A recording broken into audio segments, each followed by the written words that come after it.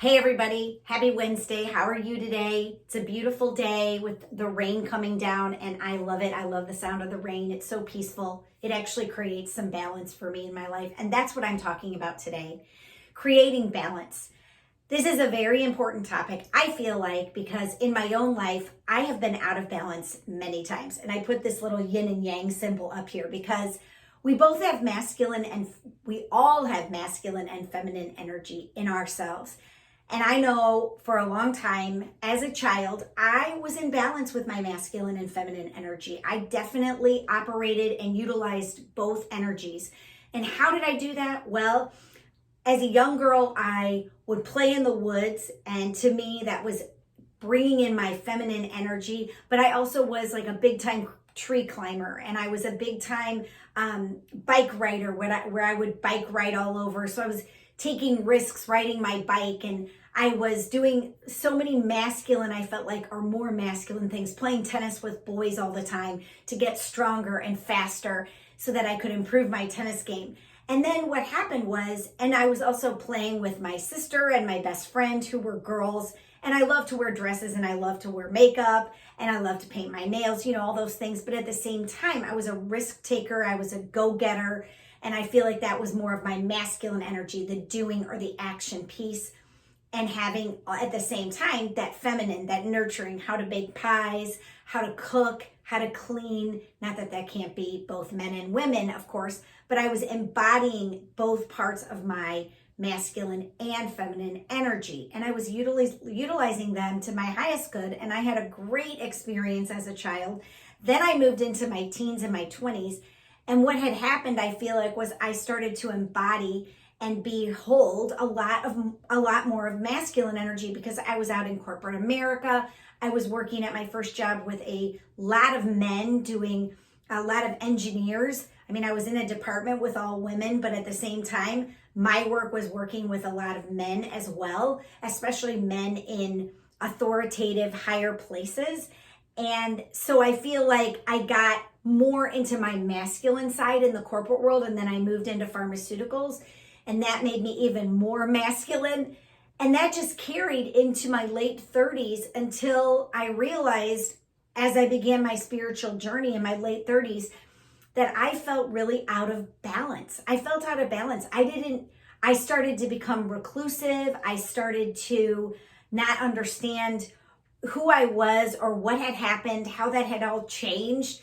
And being in my marriage, I was very much in the masculine role as well, even though I'm a woman, because I was a take charge, I was a decision maker, I was a go-getter.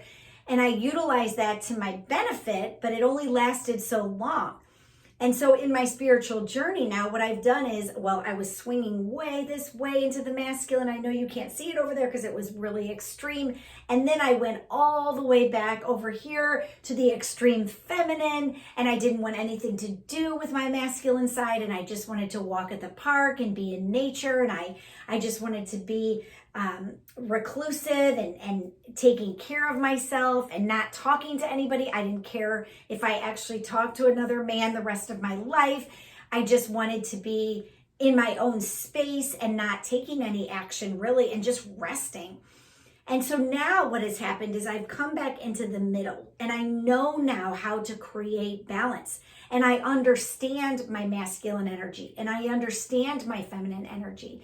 And I love that when I work with my clients, that I can teach those men and women how to embody both pieces. And the men I'm working with, what's so fun about them is that they are learning to embody that feminine energy to an extent in their lives and see how that feminine energy behooves them. And the women who I've worked with too, I feel like a lot of them have been very in their masculine as well. They are learning to come back into that feminine side as well and embrace both their masculine and feminine. And so creating balance is super huge. It's super important, of course. And there's many areas that we can create balance when it comes to our body, when it comes to what we're doing out in the world and our mission, how we can utilize both our masculine and feminine energy. And I also think it's important to talk about the ebb and flow of life, because there is a balance to life. And we need the ebb and flow. It's almost like the moon cycles, right? Where we're creating from the new moon or the full moon, and where the plants, they die in the winter, right? And then they come back, and then they thrive, and then they die again. So there's an ebb and flow to life. And what I notice about that, and actually I was talking to one of my kids about it last night, is it's so important for us to be in that ebb and flow, to be in that space where we can say, oh, I'm going along, things are working out, things are being they're really smooth right now, and I'm just in the flow of life, and I'm abundant, and I'm happy, and I'm joyful. And then sometimes we hit an ebb, which we will eventually, where maybe we have to take more action. And action can even mean maybe I need to take more self-care. Maybe I need to rest more. Maybe I need to do something in my business that causes me to ebb, right? But there's a cycle. There's a beautiful, as I drew right here on my yin and yang, there's just like a flow and an ebb to life. And the more we can embrace both aspects of ourselves, both pieces, and come to understand who we really are, and that we were made to embrace both parts and create that balance. And that balance is within us. And for a long time too, I thought, well, I guess I need a man in my life because that will be my masculine energy, or that will be masculine energy, and I have the feminine energy. But no, it's all about creating balance within. And that's why I'm doing this class next week. I want to get online on Facebook Live, and I want to teach you all how to create more balance in your lives. And that can be in the money play. It can be in your business. It can be in your spirituality, and how to bring that more into your life so that your life is smoother and easier.